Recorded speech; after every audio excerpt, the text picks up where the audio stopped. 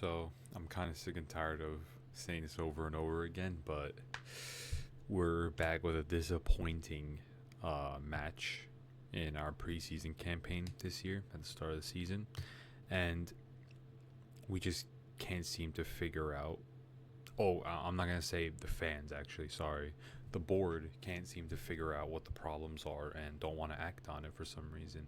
But it's it's like a light bulb. It's glaring. It's showing all the problems right now during the preseason, and I'm bored of saying this. Kind of, this is like the third video. It's just me complaining about the board and how the transfers aren't being made and stuff like that. But this is the only problem we're having. Like, we just need a couple, I want to say a couple, like 3 to 4 like lockdown transfers to you know really get into this season, this new season.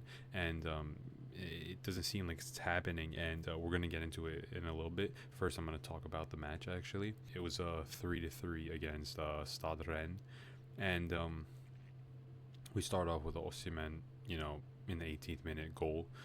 Um, I didn't really like the gameplay that much, like how he played, and it could definitely improve. And these new transfers that we want to be having, that we want to chase, can definitely bring the team up.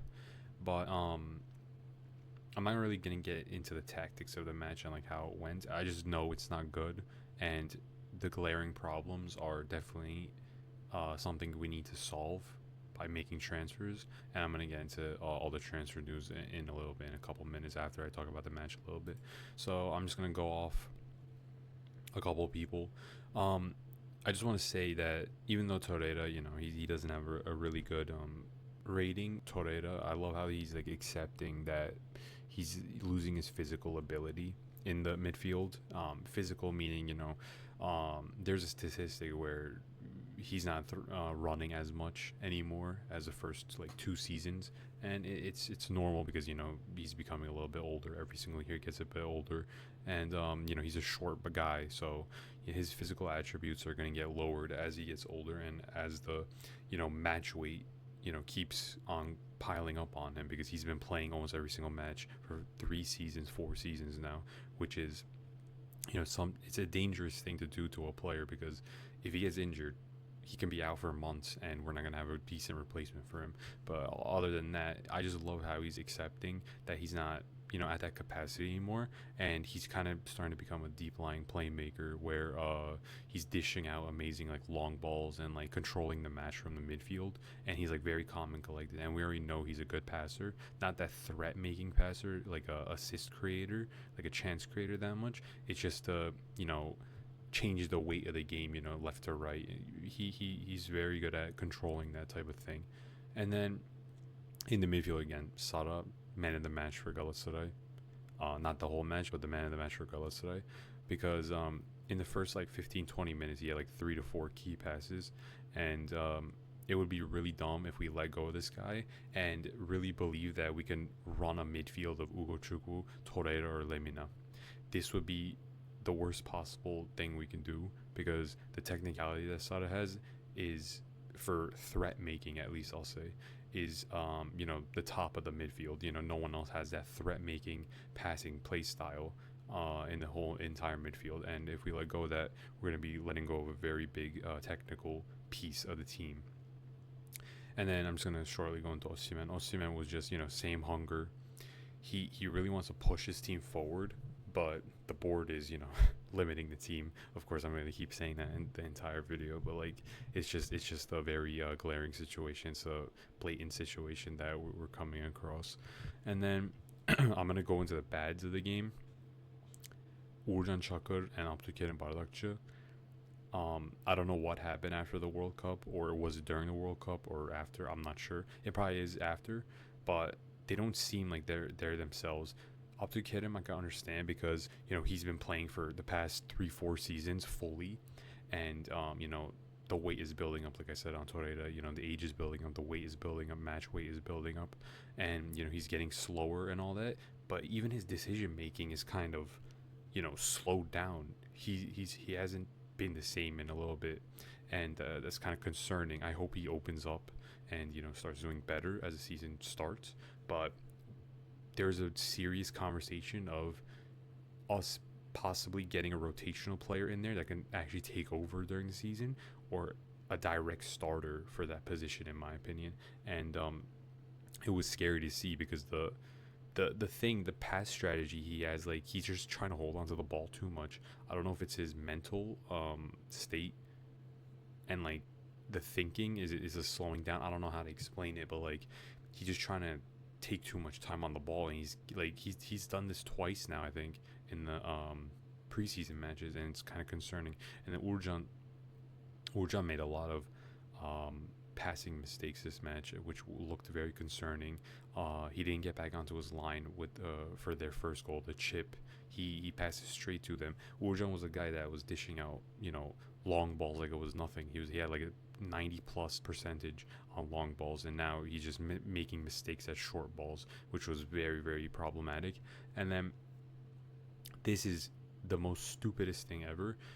We should be playing a bunch of youngsters in these preseason matches to see if they're up to weight with these teams, and if we can actually rely on them to be like the third or fourth choice of each position, maybe the second.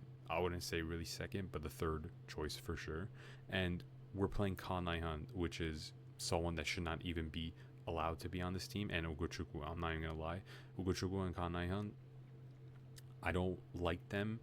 I used to love Kaan Ayhan. Right now, no, he doesn't have a chance to play on this team with how heavy he is. And I'm going to get into Ugochukwu as well. Ugochukwu is 10 years younger than Kaan Ayhan, almost, and he's as heavy as Kaan Ayhan. I can't believe this. Like, this is the transfer that our board, signed off on, and, they showed it to us a month ago. And our fans were very excited for some stupid reason. And it's showing that there is no excitement with this guy. He's very heavy. He's scared from trying to get into a duel for some reason.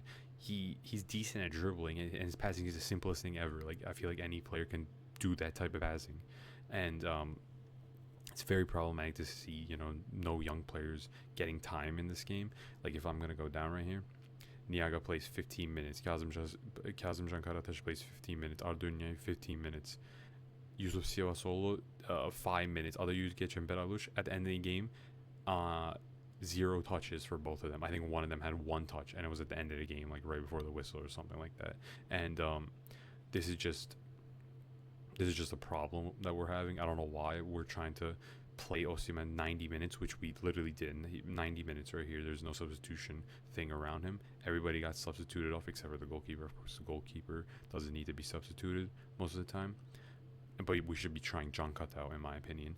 But Osimhen doesn't even get subbed out in a preseason match, which is very problematic, where we have someone like Ada Yüzgeç that can be playing the striker role, and we could test him out to be is he a reliable third choice striker for us. But it's very problematic. But I'm just gonna stray away from the game now. Right before the game, the fans, Ultraslan, they started chanting Dursun Özbek transferler nerede, which translates to where are the transfers, Dursun Özbek, which is the Galatasaray president, if you guys don't know. And this is very, very, they're trying to show, because this is the first game at our own stadium, of course, even though it's preseason of the season, and they just want to show that there's a problem with the team, and we need transfers to keep going head to head with Fenerbahce, Beşiktaş, and European teams. Because this year, or last year, I'm going to say, before I even say this year, I believe that we can possibly get into the top 8 of the Champions League, and we almost did if we didn't lose a bunch of stupid points to some stupid teams, and we didn't make these stupid decisions. And then we got into the top 24, right? This year, I was like, oh, if we make these type of transfers, this, we should get into top 8, definitely. Now, are we even going to get into top 24 Champions League? Are we even going to be champion, the Turkish League champions next season? It's like downhill from an amazing season that we had in Europe last season. It's just everything's going downhill. We might become 2nd or 3rd, maybe 4th this season in the Turkish League, and not even qualify for, the knockouts, the round of 32, the round of 16 in Champions League, which is problematic for us.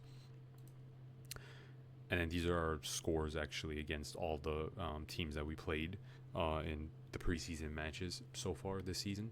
Um, the first match was all the youngsters were playing, and we won 5-1.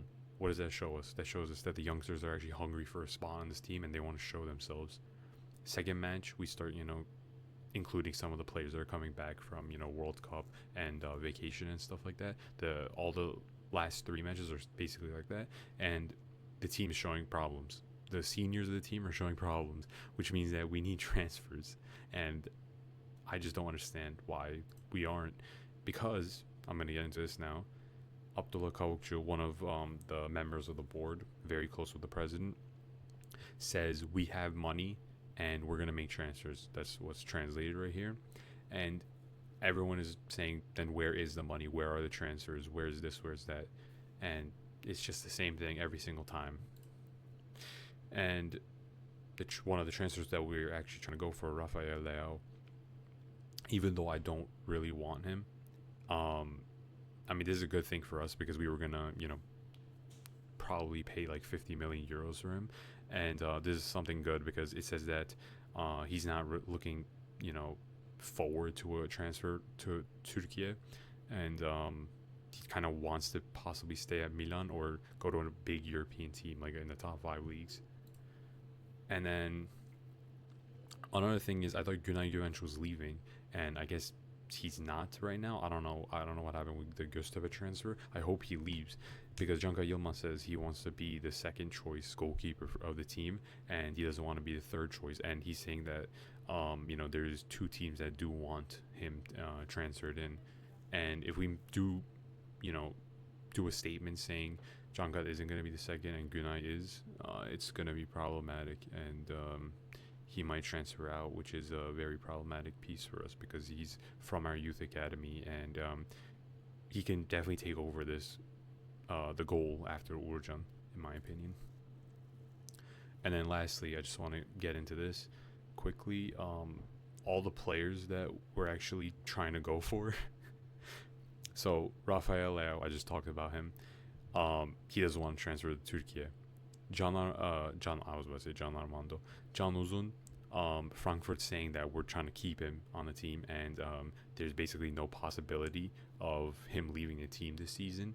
And then we're trying to go for this guy named Batrakov, which I really like actually, and Lokomotiv Moscow rejects our proposal for him because he's basically the best player in the Russian league last season, and they're not trying to let him go for like a measly 20-25 million euros. They want like at least 30-35, and it's just funny to see everything's falling apart right now for this team.